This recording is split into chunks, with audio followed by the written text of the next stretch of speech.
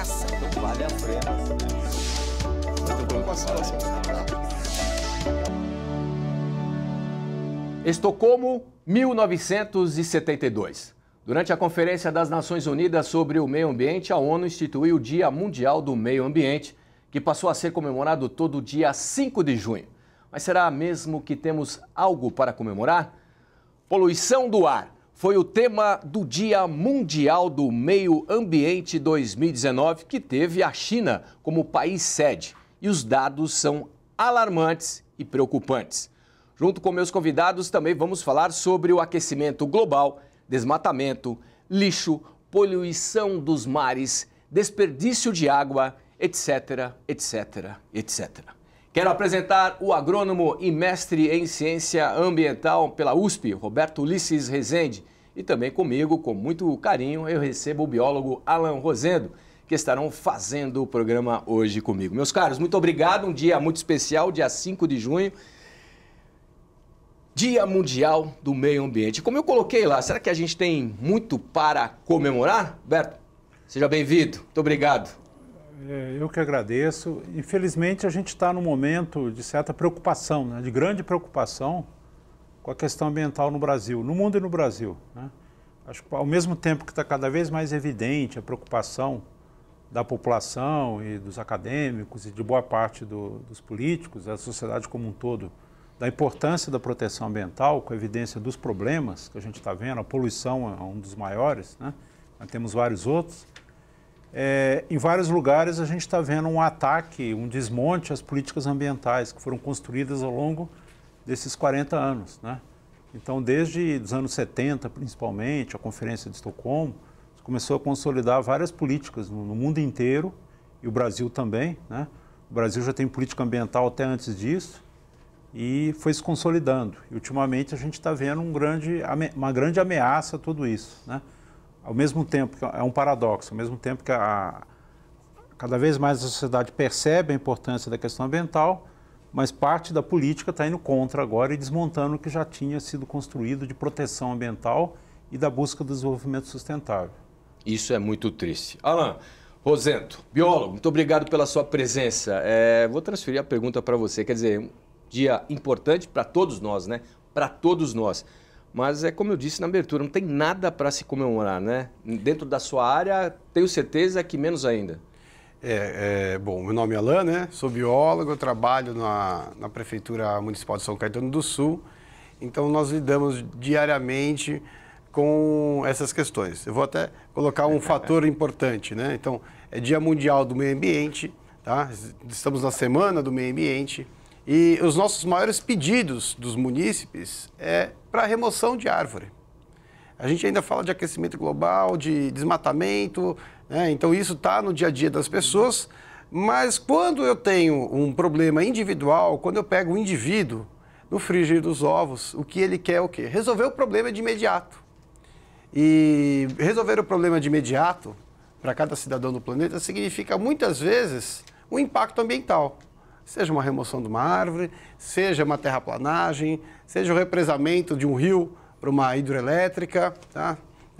Seja a opção de uma mineradora em preservar, em conservar. No frigir dos ovos, as pessoas fazem, em geral, a escolha única e exclusivamente econômica. Tá? Então, o que é triste, o que não dá para se comemorar, é que o fator meio ambiente, ele não entra nessa conta quando eu tenho um empreendimento, seja um empreendimento privado, um empreendimento público, o meio ambiente sempre fica como segundo plano, né, por assim dizer. Agora, o que é mais triste é que a gente... existem muitas reuniões, várias delas, e sempre com cartas de intenções, mas ninguém cumpre nada, né? Aí, quer dizer, e a gente sabe que algumas ocorrências já estão acontecendo, e isso não é para amanhã, para que daqui a algumas décadas, é para ontem, não? Sim. Acho que uma evidência disso que você falou, sobre os compromissos que a gente não vê na prática, a questão do clima, né? Que nos últimos anos, vários compromissos internacionais, protocolo de Kyoto é o mais famoso, mas várias COPs, né, que são as conferências, foram consolidando Ao mesmo tempo, a ameaça, né, a evidência que a mudança climática é verdade, apesar de alguns setores negarem, mas há um grande consenso na comunidade científica que tem a ver com a atividade humana, a mudança do clima, que não é só aquecimento. Mas a gente pode ver que o problema é a falta de previsibilidade. A gente está em junho, normalmente em junho em São Paulo é época de seca. E tem chovido esses dias, né? Então, não é que necessariamente vai ficar mais quente o tempo todo. A questão é que a mudança do clima está afetando a previsibilidade que a gente conhecia, né? Que vai chover em tal época, que vai fazer frio nessa época. Então, isso atrapalha o planejamento das pessoas, mas principalmente atrapalha a atividade econômica, né? Então, a previsibilidade para as safras agrícolas, que é a base da economia brasileira, está sendo bastante ameaçada, né? Essa é uma evidência muito forte. Esse ano a gente teve problema em alguns estados do Brasil com a safra da soja, por exemplo. Faltou chuva na época certa. Tem época que se chover na época da florada do café, é um prejuízo para a safra. Sim. Tem muitas evidências que se o clima estiver descontrolado, a gente não mais contar com a previsibilidade, vai ser um prejuízo econômico muito grande, né? Então esse para nós é uma evidência muito grande. A outra é a questão mesmo da moradia, né? Quando o clima muda bastante e não há preparação para esses efeitos maiores de eventos climáticos extremos, né? O Brasil começou a ter furacão, né? Poucos, mas né? A frequência no mundo está aumentando. Então, problemas de enchente, de deslizamentos, que são também relacionados à ocupação de solo urbano inadequada, né? Esse ano, de novo, tivemos grandes desastres no Rio de Janeiro e outras cidades no Brasil, né? Infelizmente, é inevitável, assim, parece que todo ano tem. Isso tem a ver com mudança climática também. Então, talvez a gente conseguir fazer a ligação que o protocolo de Paris tem a ver com a safra da soja, com a do café, e com a enchente e deslizamentos no Brasil, é o que falta para muita gente entender essa conexão, né? A importância da gente cuidar do clima, né?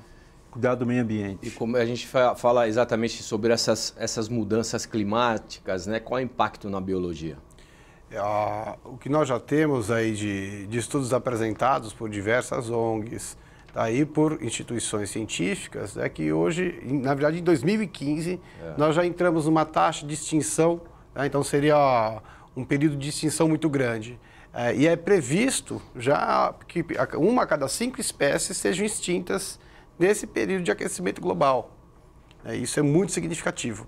Além da extinção, né, de espécies, de perda de biodiversidade, que isso tem uma riqueza inestimável, né? Ela, desde a questão humana, sobre a possibilidade de a gente encontrar fármacos, encontrar alimento, né? A gente ainda tem a questão da própria vida em si, do valor que ela tem, né? Além da perda de biodiversidade, né, nós estamos num processo de perda dos ecossistemas naturais. E são esses ecossistemas que mantêm o clima estável, tá? Então, são as grandes áreas vegetadas, tá? E a temperatura do oceano que mantém a estabilidade. Então, se eu reduzo a área florestada, nós já estamos numa taxa assim, absurda, chega a quase 300 mil quilômetros quadrados ano. Né? Seria muito alto esse desmatamento. É um absurdo. Né? No Brasil, né, até trouxe o dado para a gente poder ver com maior detalhe, né? Nós tivemos uma taxa alta de desmatamento, né? Aí nos anos 2000, tá? Ela caiu essa taxa, tá? E nós chegamos aí a quase 5 mil quilômetros quadrados de desflorestamento, e hoje nós chegamos num patamar aí de novo, tá? De 7.900 quilômetros quadrados em 2018. Isso é uma taxa, e não tem reposição. Repor uma floresta dessa, né? Até passaria para o nosso amigo aqui, engenheiro, que trabalha justamente com isso, tá? Não é um projeto fácil, simples. Alguns países, por exemplo, como a Noruega, investiu muito em reflorestamento, né? Alguns empresários, pontualmente, investiram muito em reflorestamento. Só que reflorestar é muito caro. Então, o uso sustentável dos ecossistemas, tá? Em equilíbrio com a sua reposição. Então, o problema é quando eu tiro mais do que eu reponho. Tá? Então, é o que está acontecendo hoje com a nossa sociedade. Eu não tenho equilíbrio. Parece que a nossa sustentabilidade acaba em abril, né? A partir de abril, nós estamos consumindo... Cheque especial. A gente entra no cheque especial do planeta. Exato, gostei do paralelo. Isso passa também pela redução das fiscalizações, né? Que o governo federal também vem diminuindo, inclusive o Ministério. Isso, de que maneira, qual é a ótica de vocês em relação a isso? Acho que é bom lembrar que a gente está bastante preocupado com a sinalização mais recente de mudança na lei, nas leis e na forma de aplicá-las, né? Acho que hoje mesmo a gente acabou de estar passando assim por propostas de mudar o Código Florestal de novo no Brasil, né? Que foi um processo de uma negociação muito grande, uma lei aprovada em 2012, que por mais que vários ambientalistas, a gente teve críticas a como ela mudou, na época foi um grande acordo possível, né? Com o setor empresarial, os ambientalistas, a classe política, se entendeu que foi um grande acordo, né?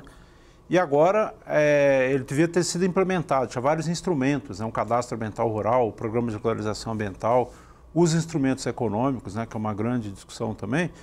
Só que de 2012 para cá, o governo federal e os governos estaduais foram implementando pouco, né?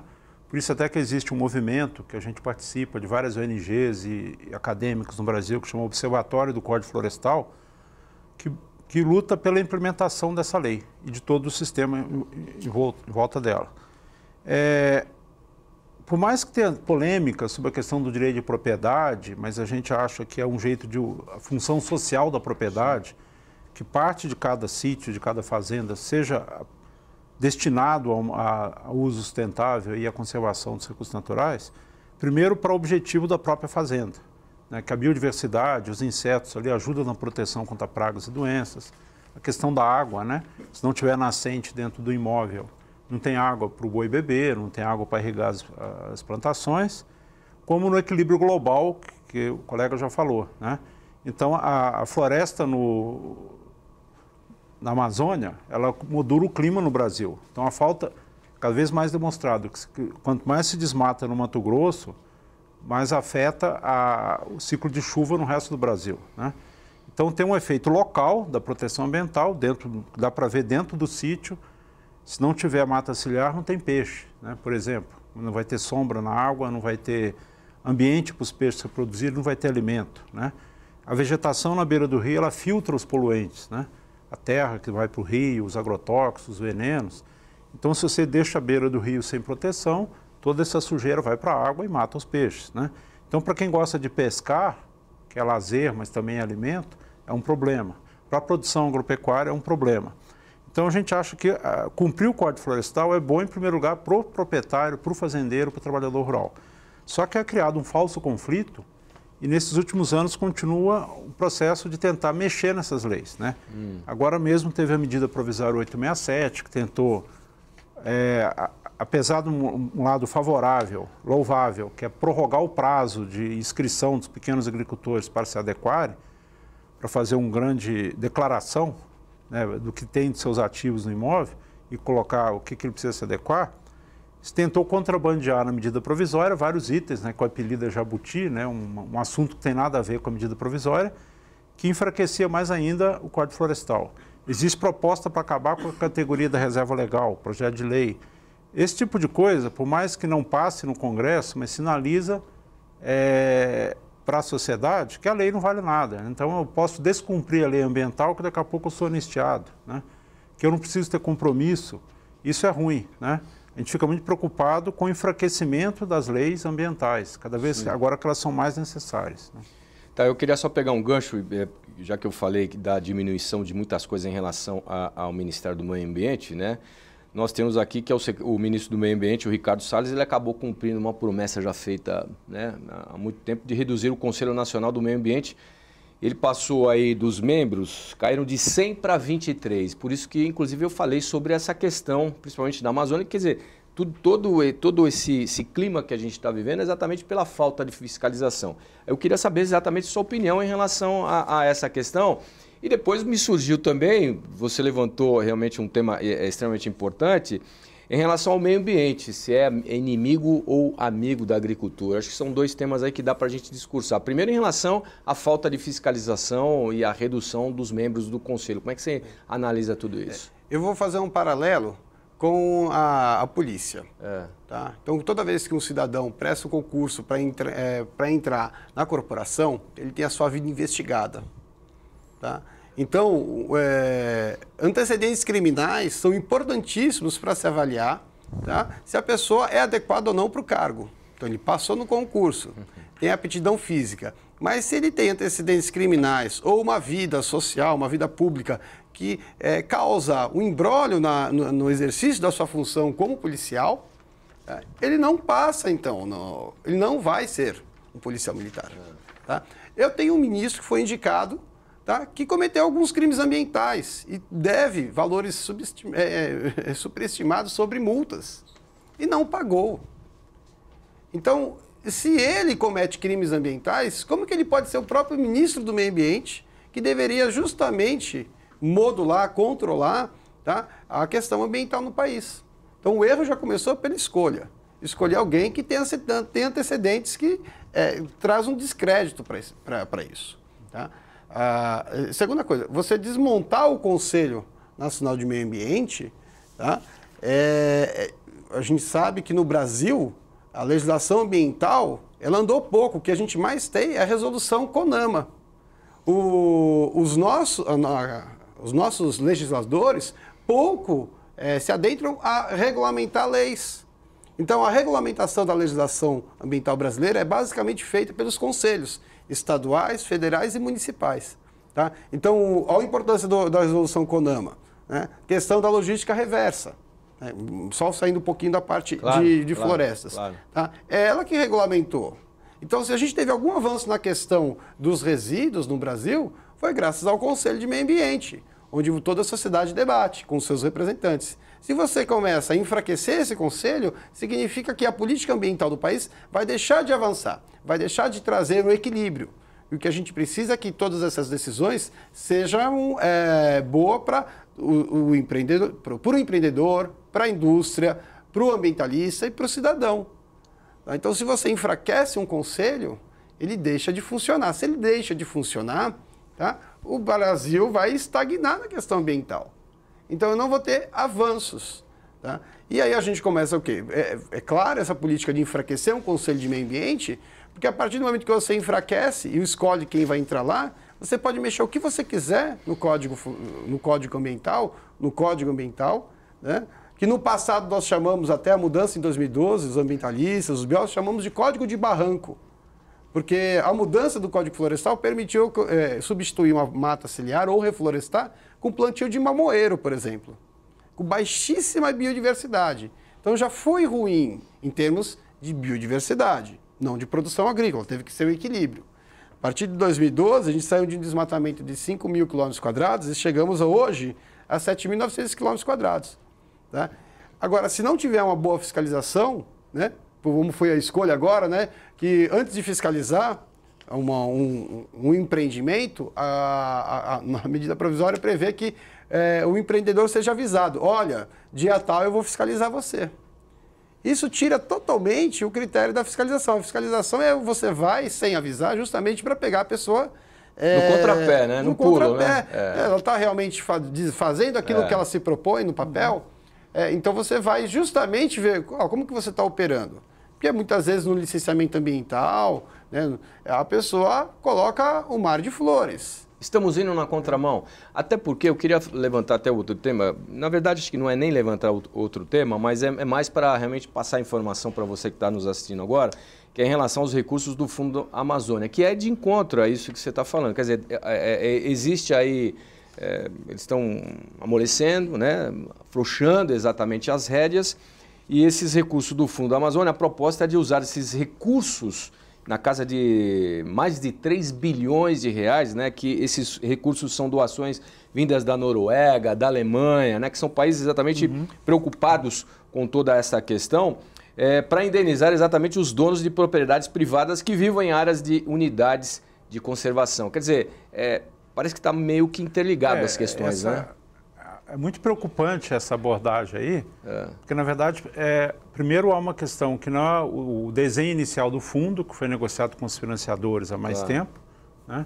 Não era essa a finalidade do dinheiro. Né? Claro. Até porque, por que não era finalidade? Em grande parte com a questão fundiária, né? A titularidade das terras no Brasil como um todo e na Amazônia, mas ainda é muito vaga. Então, assim, há problemas de grilagem, de qualidade da documentação, que não seria prioridade fazer esse tipo de indenização antes de você primeiro entender de fato quem é que tem o dono legal, né? Quem é o justo proprietário daquelas áreas, o justo detentor daquelas áreas. Então, a gente acha que é um desvio de finalidade muito preocupante se essa proposta aí de alterar a destinação do Fundo Amazônia prosperar, né? Mas só queria voltar, só um pequeno comentário também na política nacional, que se rebate também na estadual, a questão do Conselho Nacional de Meio Ambiente. Até por ter sido funcionário público muito tempo aqui em São Paulo e já ter sido representante no Conselho Estadual de Meio Ambiente e de comitês de bacia, eu entendo que não é só uma figura de um democratismo, fazer conselho por conselho, como muita gente tem falado. O conselho traz, esse tipo de conselho, além de democracia, ele traz eficiência, né? Porque normalmente eles são conselhos técnicos, têm representação do setor empresarial, das entidades ambientalistas, das universidades, dos níveis de governo diferentes, porque às vezes o governo federal quer fazer uma norma, tem um representante das prefeituras, ajuda a pôr a visão delas, assim, mas é tal norma no nível de prefeitura, de município, vai acontecer o quê, né? De estado. Então, o Conselho Nacional do Meio Ambiente, ele tinha representações de vários setores. É a oportunidade de um diálogo, de um técnico que representa a indústria, falar com um técnico que representa entidade ambientalista, moradores de associações de bairro, né, trabalhadores, representante de prefeitura. Então, ele traz eficiência, porque assim, o debate acontece ali e não depois que a norma é feita. Aí você faz uma resolução, uma portaria, que desconsiderou um problema, uma visão de algum setor, que o melhor jeito de ouvi-lo é dentro de um conselho, né? Então, se o discurso é da eficiência, rebaixar de 100 para 20 conselheiros, de sortear conselheiro, de nomear, no governo nomear e tira a autonomia dos segmentos, isso, além de antidemocrático, é ineficiente, né? Porque vai perder toda a eficácia desse processo de ter uma consulta técnica e social mais avalizada, né? Então, esse tipo de mudança está junto com esse enfraquecimento da fiscalização, né?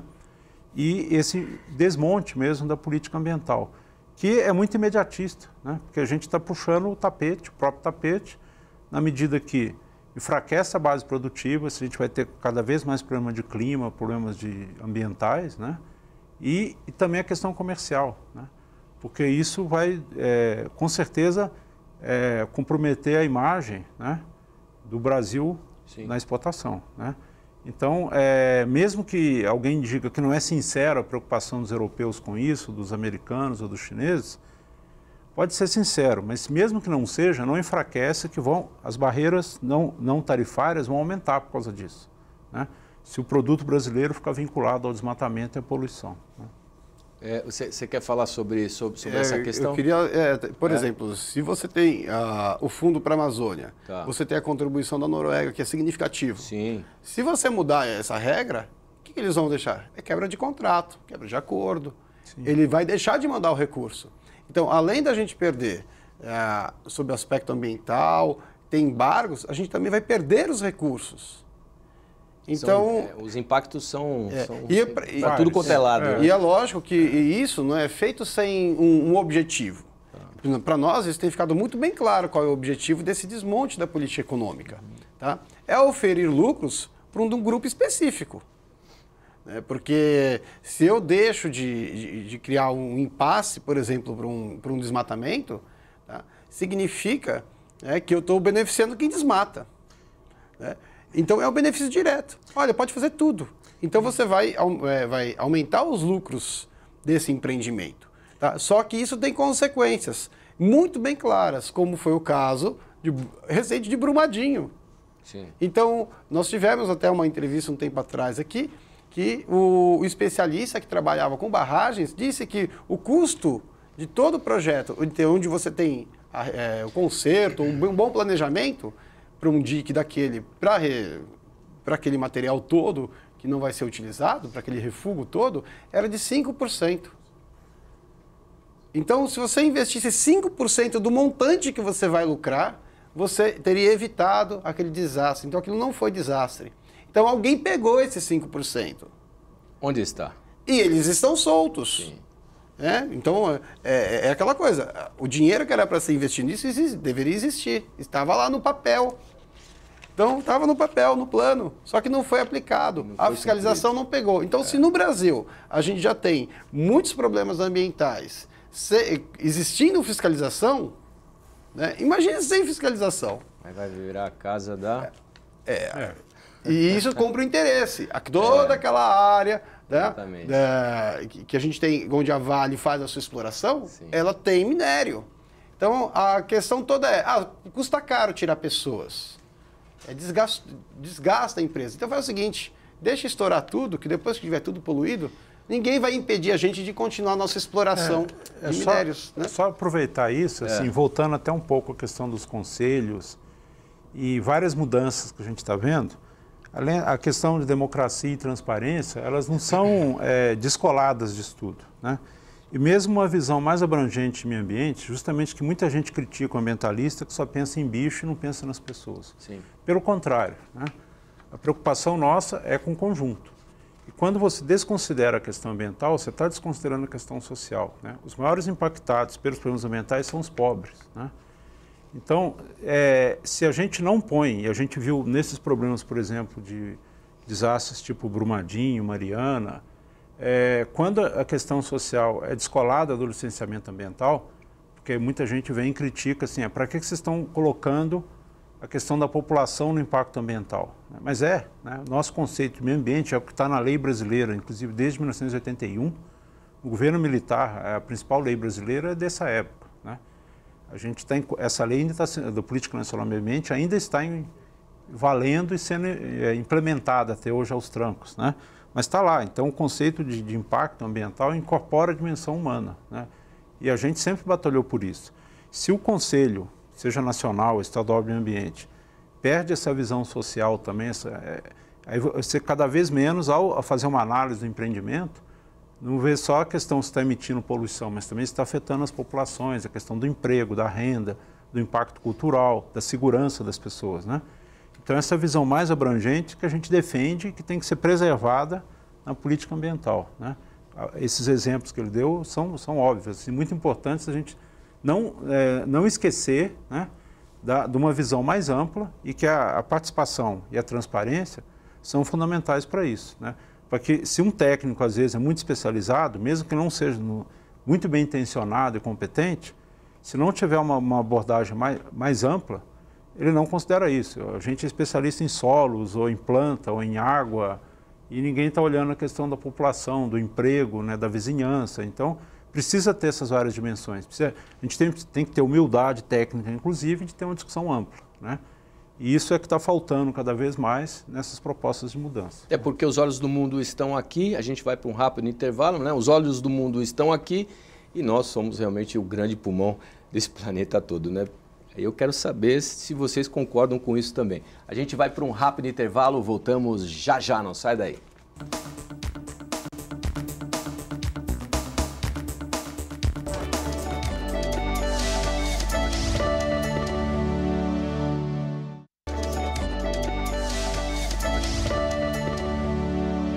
Olá, de volta com o programa em discussão, hoje abordando o Dia Mundial do Meio Ambiente. Estou recebendo o agrônomo Roberto Ulisses Rezende e o biólogo Alain Rosendo. É Alain, né? Agora acertei. Isso, Alain. Alain, né, Alain? Exato. Bom, no final do primeiro bloco eu até provocava, né? Será que realmente nós continuamos sendo o pulmão desse planeta todo? Até porque a poluição do ar foi o tema, né, desse dia tão importante, o Dia Mundial do Meio Ambiente, que teve a China como país sede, né? E de acordo com a ONU, aproximadamente 7 milhões de pessoas morrem prematuramente a cada ano devido à poluição do ar.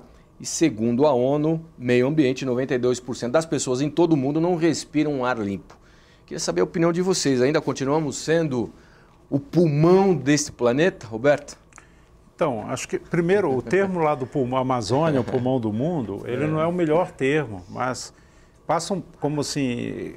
passa mais a ideia, a gente tem que ver a questão do grande regulador do clima do mundo, né?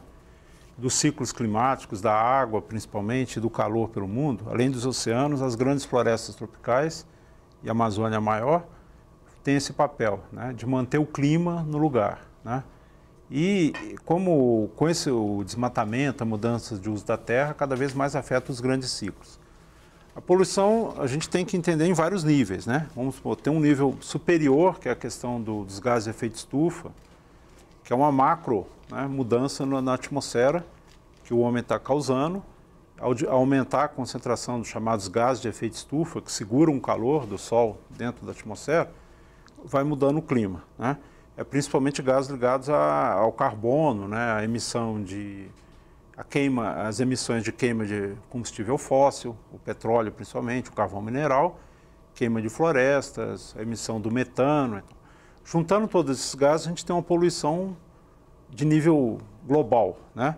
Mas também tem a poluição dos elementos poluentes mesmo, dos finos, de vários poluentes, principalmente aqui na cidade a gente vai ter dos motores diesel, das fábricas, né, que afetam a qualidade de vida das pessoas com certeza.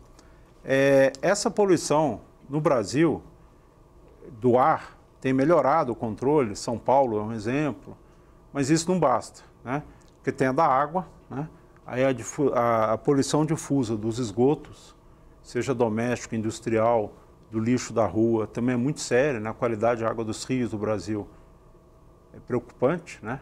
Só lembrar o Tietê, o Tamanduateí aqui na capital. E essa é mais uma face da poluição. Tem a poluição nos alimentos, né? Com os agrotóxicos.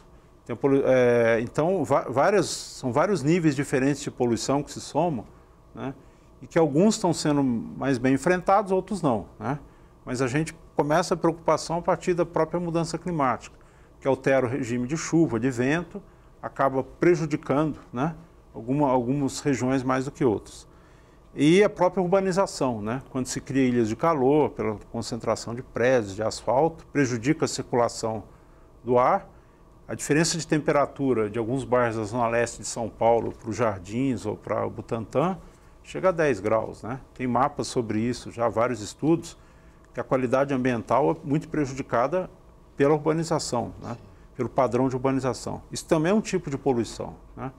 Quando você tem um calor maior, o vento não circula, prejudica a qualidade do ar e a dispersão dos poluentes, né? Isso afeta a saúde das pessoas, né? Também é importante lembrar isso, né?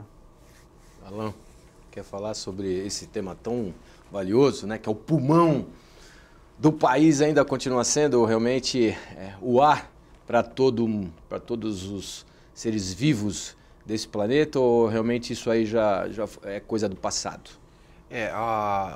O que o pessoal começou inicialmente sobre ser o pulmão do mundo seria a produção de oxigênio, né? Captar carbono e produzir oxigênio. Nós sabemos que os mares e os oceanos são os maiores responsáveis pela produção do oxigênio. Então seria aí, principalmente as algas azuis. Mas as florestas, elas têm, como nosso colega já falou, uma importância muito grande para a regulação do clima como um todo. Tá? Então, a gente não pode esquecer que as massas de ar, tá? E elas se dispersam globalmente. Então, eu não vou ter o ar só preso aqui. Só que eu também tenho o quê? Eu tenho a questão local. Então, vamos lá. Sobre a questão das florestas, a importância das árvores, da massa vegetal para controle de poluição. Tá? A floresta amazônica, nesse aspecto, ela pouco interfere sobre a realidade dentro das cidades brasileiras. Tá? Então, quando eu penso na poluição nas cidades, que é onde vive a maior parte da população, tá? Então, na América Latina a gente tem uma grande concentração de população nas cidades, e o Brasil seria aí um dos maiores, com o maior número de pessoas, percentual de pessoas vivendo em cidades. Então, eu tenho que olhar para a saúde das pessoas, eu tenho que olhar para o ambiente urbano. E quando eu olho para o ambiente urbano, quando eu pego a região metropolitana, o conceito de cidade no qual a Europa se baseia para organizar o território não ocorre aqui. Eu tenho um grande aglomerado urbano. Tá? Então, eu tenho um crescimento desordenado das cidades que nós fizemos. Tá? E tem uma relação direta, tá, também com a renda. Então, por exemplo, quem tem recursos financeiros comprou no passado imóveis onde é a região dos Jardins, com ruas mais largas, calçadas mais largas, onde foi feito um grande investimento para a arborização urbana, tá, trazendo uma melhor qualidade, melhor índice ambiental, dando a questão da temperatura, né, diferença de 10 graus, tá? Como também as árvores são um importante sistema para a filtragem do ar. Então, as folhas das árvores, né, os troncos, são todas superfícies de contato que ampliam, tá, essas áreas para retenção de material particulado, da poluição. Então, quando eu penso em poluição, eu penso que eu tenho partículas e eu tenho moléculas. Tá? Então, das duas formas, a árvore vai ajudar a reter esse material, a filtrar esse ar. Quando eu vou para regiões mais pobres, tá, eu tenho as regiões mais pobres, de invasão de mananciais, de ocupação de mananciais, e eles só estão lá porque pela bolha de expansão urbana eles foram para terrenos mais baratos, e os terrenos mais baratos são os terrenos ilegais. Sim. Mas, ou seja, existia um loteamento. Foi loteado. Alguém sabia que foi loteado. E se a pessoa ocupou, alguém sabia que alguém ocupou.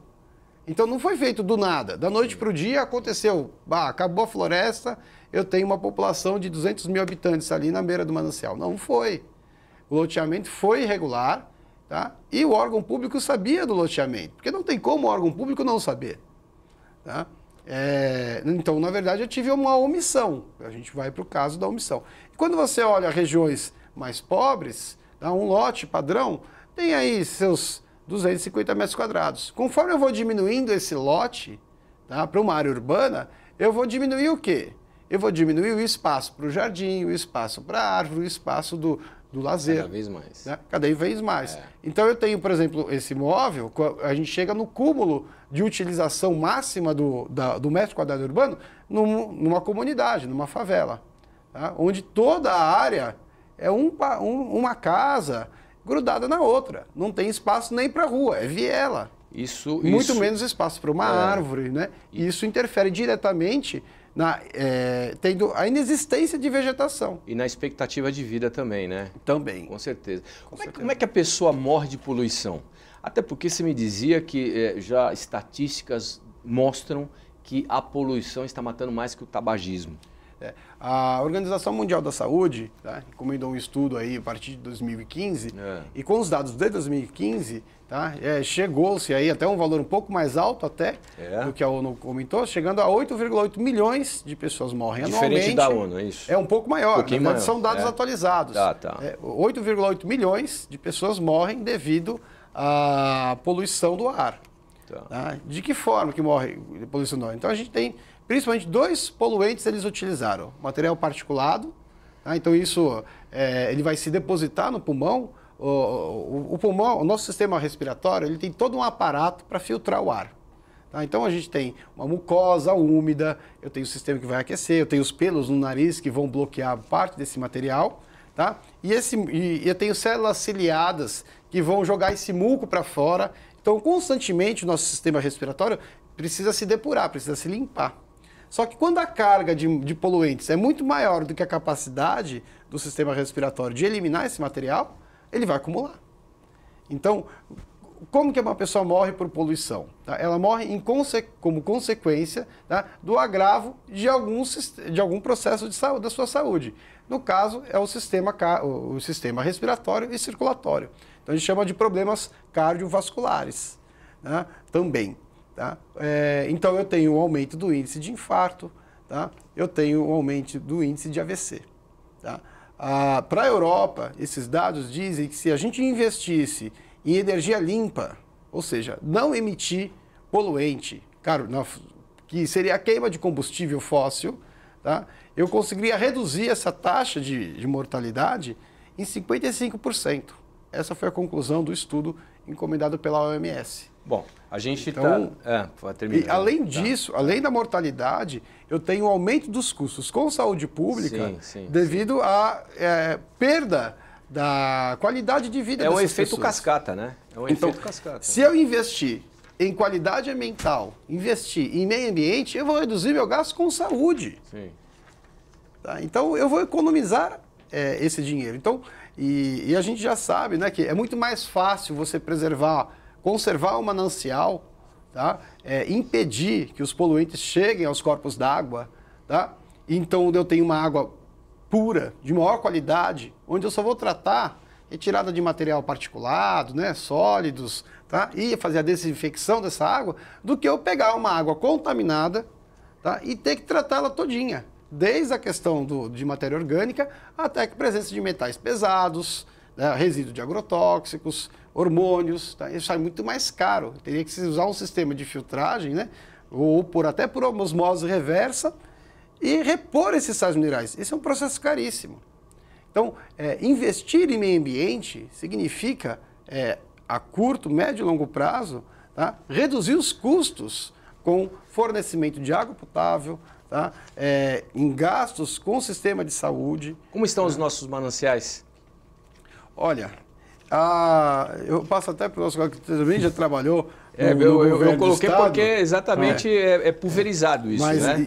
E participei das discussões do consórcio... Como é que estão os nossos mananciais? O consórcio intermunicipal do ABC tá, tem discutido aí a questão da legislação, tá, mas o que a Sabesp nos mostrou que a melhoria da qualidade da água dos mananciais seria após 2040. Então, ela alega que não tem recursos para investir, por exemplo, em saneamento básico. Em coletar esse esgoto, tá? Tratar esse esgoto e devolver essa água em um padrão de qualidade adequado. Então, eu não tenho política pública hoje que consiga resolver o problema da qualidade da água no manancial aqui na área urbana. Tá? Quando eu vou para outras áreas, por exemplo, eu pego boa parte da nossa água da região metropolitana vem pelo sistema Cantareira. Tá?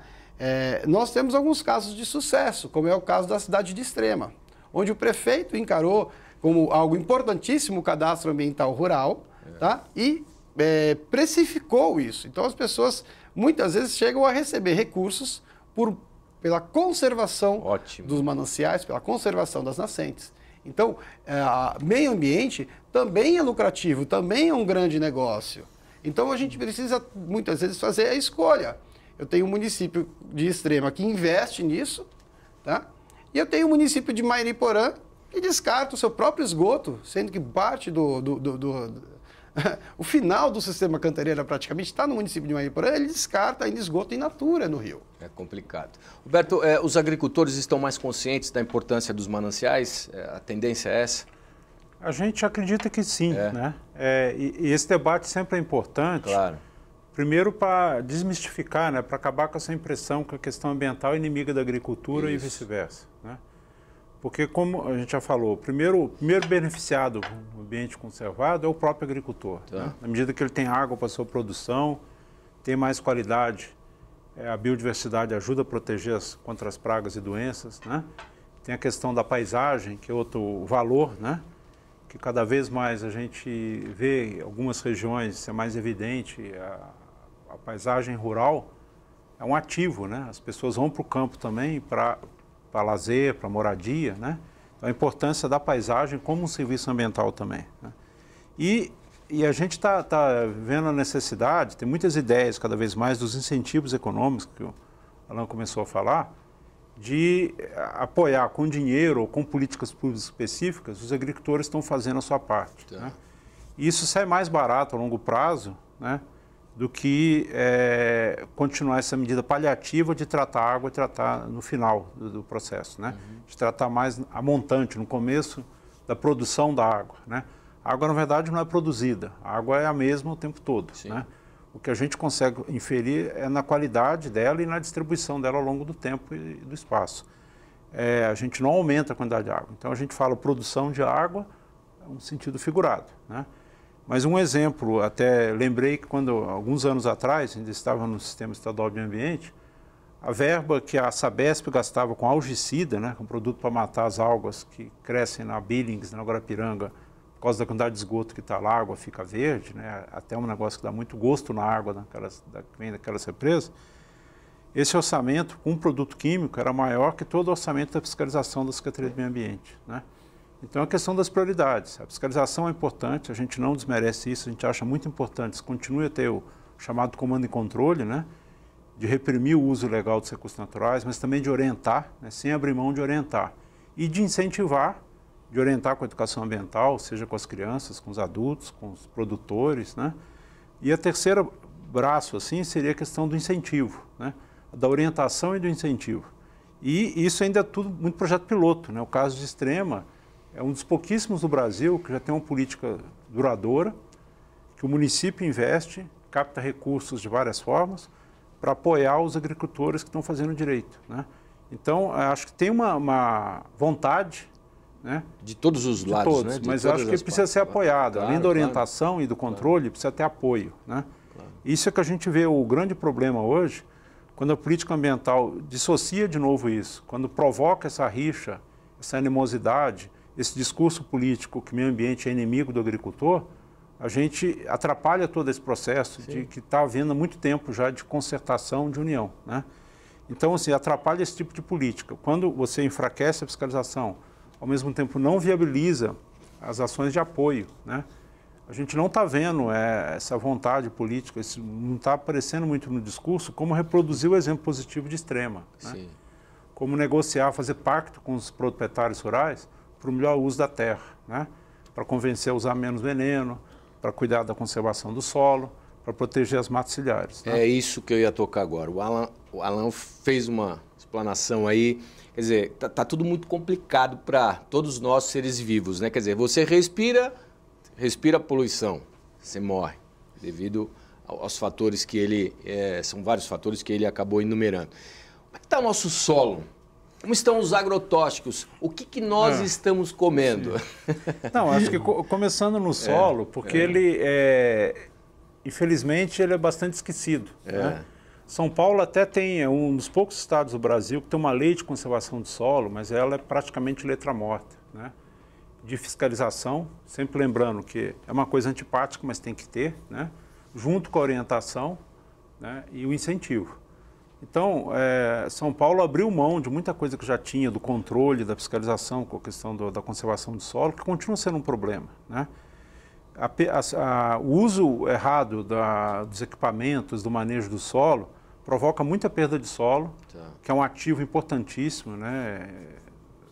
É difícil de pôr preço numa terra boa. Falta né? orientação, então. Falta orientação, né? E essa terra, além de deixar de ser produtiva, né? Ela vai entupir os reservatórios, né? Diminuir a vida útil de uma usina hidrelétrica, afetar o manancial de abastecimento urbano. A gente vê muito lago assoreado no interior, entupido de terra. Essa terra veio de algum lugar. Veio de obra rodoviária mal feita? Veio, mas a maioria vem do solo agrícola, que é mal cuidado, né? Então, primeiro, assim, a gente esquece solo e recurso natural. A gente acaba brigando muito pela questão da biodiversidade, da água, mas sem solo não tem nenhuma nem outra, né?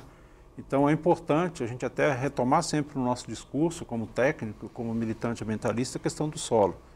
E que tem a política pública também para proteger o solo, porque ele é o ganha-pão dos agricultores, em primeiro lugar, e que sustenta todo mundo. Não adianta esse discurso que o Brasil é o celeiro do mundo se ele não cuida do solo. É verdade. Né? E cuida fisicamente, na medida que tem erosão, até hoje temos muito problema com a erosão, teve avanços tecnológicos, mas a tecnologia não cega a todos os agricultores. Aí eu queria lembrar só uma política que é muito importante, que é da assistência técnica e extensão rural, de apoiar, né? Aqui em São Paulo era a Coordenadoria de Agricultura Coordenadoria de Assistência Técnica Integral, a CAT, que fazia isso. Ela está sofrendo um processo também grande de desgaste, de mudanças agora, que a gente acredita que estão prejudicando. Falta a famosa Casa da Agricultura para dar assistência técnica, né? Está fazendo falta cada vez mais para os agricultores, e com uma visão abrangente de recursos naturais, como os agrônomos aprendem na escola, recurso natural é água, solo e biodiversidade, né? Então, além da questão da perda de solo, a gente tem a questão do agrotóxico, né? E dos adubos. Infelizmente, adubo também é poluente, né? Essa eutrofização, que é a água ficar muito cheia de adubo, crescem plantas, algas que são poluentes, que atrapalham também, né? E favorece a proliferação de algas que prejudicam a qualidade da água. Mata peixe, né? Mas o mais evidente, o mais crítico é o agrotóxico, né? O Brasil ainda tem uma política muito equivocada de achar que a vantagem é facilitar o registro, o uso de venenos, que são muitas vezes proibidos em outros países, né? A gente não desconsidera a importância desses produtos, em alguns casos. Só que tem uma visão imediatista e mais cômoda de pôr mais veneno e ter menos precaução, né? A gente não conhece o efeito acumulado. Pode ter uma pesquisa para um produto isolado. A maioria dos produtos passam num teste individual de toxicidade, de toxidez daquele produto. Agora, a soma dos vários produtos que estão sendo usados e ao longo do tempo, a mistura deles, é que ninguém sabe, né? Então, falta muito o princípio da precaução para que não tenha esse efeito na qualidade de vida das pessoas. No alimento, em primeiro lugar. É errado, então, eu dizer eu estou comendo veneno? Por exemplo, eu gosto muito de pimentão. Então, eu até brincava com você, eu adoro pimentão, gosto de tomate, gosto das folhas verdes. O que eu estou ingerindo? O que eu estou comendo? Acho que o pimentão é campeão aí dos produtos que mais tem resíduos agrotóxicos no Brasil. O morango, o tomate. Sim. Tem algumas espécies que, pela natureza delas, até por serem plantas de clima mais temperado e são plantadas no Brasil, aí são mais sujeitas a pragas e doenças, a tecnologia convencional recomenda jogar mais veneno. E que muitas vezes não há esse conhecimento do efeito final e da interação desses produtos, né? Então eles têm efeitos neurológicos no aplicador, né? Tem efeito na abelha, né? Acho que agora está mais evidente essa questão da mortandade, isso é importante. Né? Que também é um tiro no pé, né? Esse ano foi já estimado perda contada em criadores de abelha, mais de 500 bilhão nos Estados do Sul, de colmeias que as abelhas morrem, contaram mais de 500 bilhão de abelhas, né? Isso faz falta para a produção de mel, com certeza, mas faz mais ainda para a polinização. 60% das espécies cultivadas no Brasil dependem de alguma medida da abelha para polinizar. Então isso vai afetar a safra também, né? Mas para as pessoas também temos esse efeito acumulado, né? E que infelizmente é desconhecido. Então a correlação entre câncer pode ser alarmista, mas em alguns casos foi comprovada, principalmente intoxicações agudas com os trabalhadores, né? No consumidor final, de fato, falta pesquisa, mas tem muita evidência indireta e que é preocupante. Então, qualquer política de redução do uso é positiva.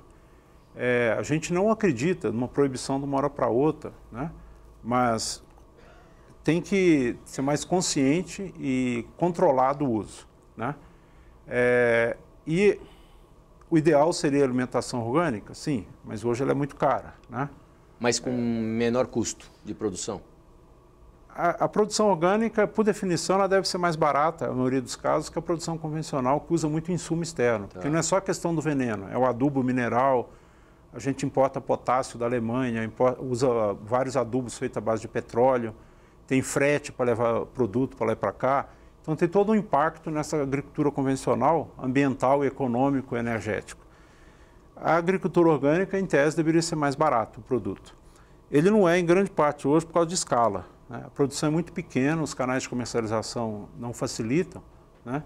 Então isso dificulta e acaba elitizando o produto, que é uma crítica que a gente tem. Então é importante que tenha política pública e conhecimento mais das pessoas disseminado, aí vem a questão da assistência técnica ao agricultor, valorizar esse lado, da educação do consumidor, para que possa ampliar as cadeias e baixar o custo. Porque hoje é um problema mais de escala do que qualquer outra coisa, o orgânico ser tão caro. Eu também entendo assim. Alan, você quer falar algo sobre as abelhinhas que estão sendo exterminadas? A importância delas, né? Os insetos... Sim, como um todo, né? Como um todo. Como um todo, eles estão no planeta muito antes da existência dos primatas, dos mamíferos. Eles existem há muito mais tempo. Tá? Então, a regulação dos ecossistemas passa, sim, por todo grupo de insetos. Tá? E os venenos, eles causam impacto, não só direto, né, por jogar o veneno em cima deles, mas para que eu possa, por exemplo, eliminar, tá? Então vamos pensar aí numa, vamos lá, uma cigarrinha. Tá? Uma cigarrinha que é um inseto sugador. Então ele acaba com a produção do tomate lá. Ele vai deixar a folha toda pintadinha, ao invés de eu produzir o tomate, né, aquele nutriente para o tomate, ele vai para a cigarra. Tá? Então eu vou fazer o seguinte, eu preciso de um uso de um veneno, por exemplo, que a gente chama sistêmico. Né? A planta vai absorver, vai ficar nela circulando, porque não é só jogar no tomate, eu tenho que jogar na planta, e isso é distribuído. E a cigarra morre, certo? Só que se ele é sistêmico, ele é persistente no alimento também. Tá? E ele vai estar presente muitas vezes até nas partes florais, nas pétalas, no pólen, tá? Vai estar presente no tomate que a gente vai comer. Tá? E eu ainda tenho o veneno como uma forma direta. A hora que eu aplico o veneno, todo mundo que está ali é contaminado. E o principal que a gente tem apontado como veneno que causa um impacto grande para os insetos, e principalmente para inseto social, é o fipronil. Tá? Então o fipronil, ele está como classe 2, né? Altamente tóxico, tá?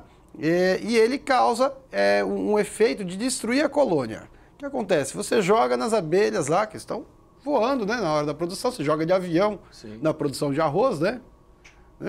Então, que desonestidade com as abelhas. E aí cai nelas, elas voltam para a colmeia e elas se limpam. Sim. Tá? Se limpando, elas também limpam a abelha rainha.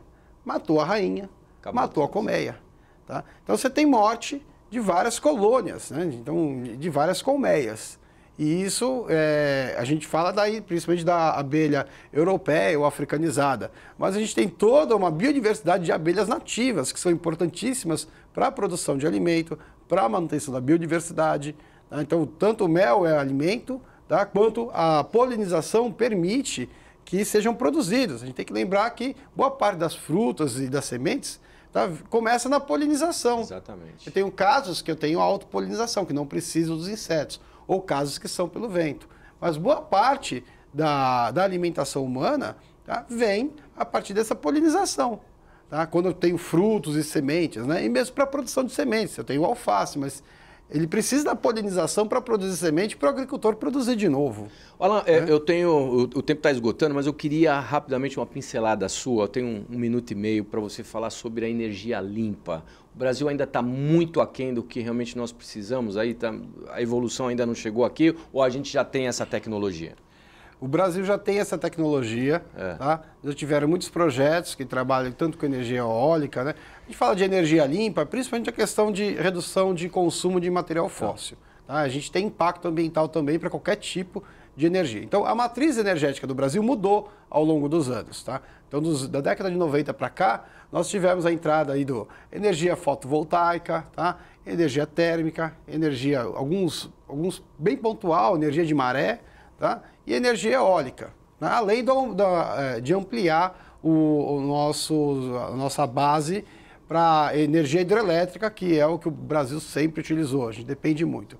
Só que o que aconteceu com o país nesse período? Tá? O crescimento da economia, né? E o aumento da complexidade da economia também gera um aumento de consumo de energia. Então hoje que nós temos entrando aí em funcionamento, né? A gente fala, banda vermelha da Enel, né? Da energia. É porque eu estou colocando para funcionar as termoelétricas. Então, mesmo que o Brasil ampliou a sua matriz energética para outros sistemas, esses outros sistemas, fotovoltaico, eólico, ainda hoje não são suficientes para suprir o nosso déficit de energia. Tá? Então, esse é o nosso problema. Quando a gente pensa em energia, tá? Em energia limpa, eu tenho que, antes de tudo, pensar em gestão e eficiência energética. Tá? Então, a primeira medida que o Brasil poderia ver, inicialmente, é a questão dos incentivos. Por exemplo, a hidrelétrica, ela gera energia dia e noite. O vento gera energia dia e noite. O caro é estocar energia. Então, dentro de uma gestão de eficiência energética, eu teria que pensar, como todo no meu sistema produtivo, como utilizar, por exemplo, para a agricultura, a energia elétrica é mais barata à noite. Né? Então, agora pensando na energia limpa, tá? O que a gente precisa investir mais? Tá? Em área urbana. Sim, é mudar a matriz energética de combustível fóssil para elétrico. A solução mais rápida hoje seria essa mudança. Tá? Nós temos ainda a questão do transporte público. Tá? Mesmo quando não tem, vou ter cabo elétrico distribuído para a cidade inteira. Não, eu tenho veículos que são híbridos. O veículo híbrido ele já tem uma eficiência maior, tá? Por diversos fatores. Mas qual é a principal vantagem dele? Tá? Eu posso ter um sistema de armazenamento pequeno. Tá? Inclusive, os ônibus elétricos eles poderiam ser uma solução para o transporte público, reduzindo o número de veículos individuais. Legal. Tá? É um tema que eu tenho certeza que interessa a todos nós e prometo trazê-los novamente para a gente conversar exatamente sobre essa energia limpa. Alan, muito obrigado, um abraço. Roberto, muito obrigado pela presença. Foi de muita valia a sabedoria de todos vocês. Muito obrigado também a você que nos acompanhou até esse exato momento. Muito obrigado pelo carinho, sua importante audiência e até o próximo programa. Tchau.